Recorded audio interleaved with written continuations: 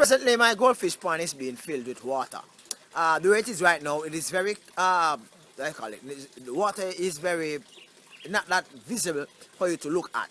So therefore, I'll show you pictures instead of actually showing you my goldfish actually swimming. And I'll show you whatever I need to show you after that. Okay, so I have been breeding goldfish from about 4 or 5 years ago, right? And I find it to be very fun. Normally goldfish spawn between October, November and December. Why this period? Probably you're in a different part of the world. Why this period? It's because the time is very chilly. Now in Jamaica, in the tropics, we are heading into, what you call it, the warmer season, right? The warmer season starts the end of May, thereabout. We are in April now, so we are in the warmer season. So the question is asked, how can I get my goldfish to actually lay egg in the middle of the year? What do I do? Okay, so here are 5 simple steps that you can do to ensure that you get some goldfish egg. 1, you ensure that you have at least 1 male goldfish to about 2 female goldfish. 2, you can actually influence your goldfish for, what you call it now, spawning by separating the male and the female for a while. Feed the male and the female separately in separate aquarium for a couple weeks. Watch the female, and as soon as the female look as if it is very filled with a lot of eggs, then now you get a container, aquarium or a pond, and you actually place them in it. Now after you have done that, you go on to step 3.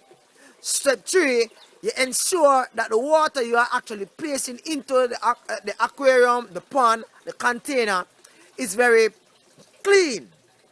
It has a filtration system and it's not warm. I place my pond underneath a tree. So therefore, even in the hot summer days, right, the tree should actually shade the pond from some of the sun rays. So therefore, my pond water is actually cool. Alright, here now is the trick of it. Now you will need to change your water very frequently. Chances are your goldfish might be ready to spawn, but they are holding back because the water is not that to their liking. Some persons may refer to it as a pH requirement, but I just refer to as clean water versus dirty water. Okay, so you ensure that you take, if you want to ensure that your goldfish female is filled with eggs, you can actually take, because remember, you know, it is in separate containers before this, right? You take up the goldfish and you can actually slightly just touch the tummy of the goldfish, the female, and you will see some fine little yellowish, whitish, bubble looking thing coming out of its backside. Now you call it the egg cavity, right? Once you have seen this, that means that the female is ready to lay egg. Now you need to create the settings, and the settings you start by actually giving it a clean water, clean environment, and you change the water very regularly. So in the space of a week, you will change the water 50%, let's say 2 times for the week. Next thing you will need, a very good filtration mechanism. But you won't want that filtration mechanism that will actually suck up all the eggs. So therefore the eggs will be either damaged or they will lose moisture. So therefore the fries will actually die before they even born anyway. Right? Now, the next step, you're going to actually make a spawning map or get a spawning map. Right? I have done this already in the past. You can check on my video at the end in which I show you how I actually made a spawning map, right? Then the next step, the very important step to do, is to actually place the spawning map into the aquarium. Now the spawning map should be floating at the top of the aquarium. Remember, goldfish eggs, unlike some cichlid eggs and some other fish eggs, they don't sink. They actually float. So therefore, if you actually place the spawning map at the bottom of the aquarium or pond, what you'll find is that the eggs will float to the top, the spawning map won't catch anything, and the fish that is in the pond, the mother, or should I say the female, and the male will actually consume the eggs. So you want to set the spawning map at the top of the aquarium. Okay, as soon as you have done this, you check the spawning map on a regular basis, probably twice per day, right? Bearing in mind that goldfish will consume their eggs. So what you need to do, you need to get an aquarium, a pond, or a container ready and cycle to actually place the spawning map in as soon as you actually identify those little yellow little balls or white little balls.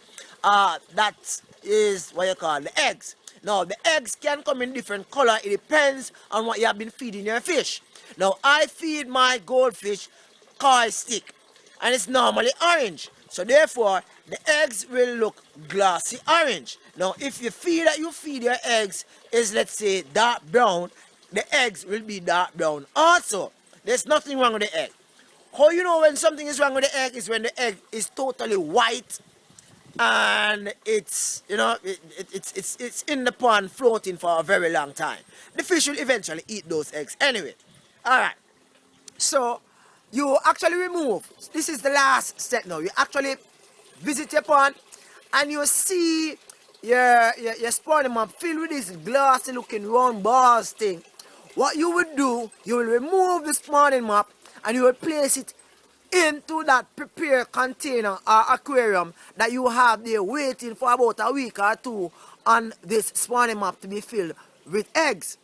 Okay, now that you have actually placed the spawning map into the aquarium, you need to get what you call a sponge filter or just an air hose to just supply the aquarium with enough oxygen so that the fries will come to fruition and they will survive. Do not use a power head and do not use a strong flowing system that will actually toss the fries from one side to the next. Fries for the goldfish looks like here on your head. So therefore, you have to be very, very careful. Now, some fries, and this is a ticklish part. Well, I said 5 steps, but this is like a bonus. This is a ticklish part. Now, the goldfish fries will grow at different rate. You will now have to separate the larger goldfish from the smaller goldfish. Why? Because the larger goldfish will end up consuming the smaller goldfish. So every other day you go, you look at the goldfish fries and you check to see which fry is larger than what. So therefore you're going to have different containers. And you actually place them there. And this will be like that for about the next 3 to 4 weeks. Now after that, when you see them, getting good size, you can do a estimated measurement, and you can actually place them gradually in one container depending on their size. You don't want to place a small goldfish fry with a large goldfish fry. Now, don't be worried about the color. It's gonna be looking tannish, brownish, and for some persons it's blackish color for a while. It depends on how you feed your goldfish. You might see coloration, right?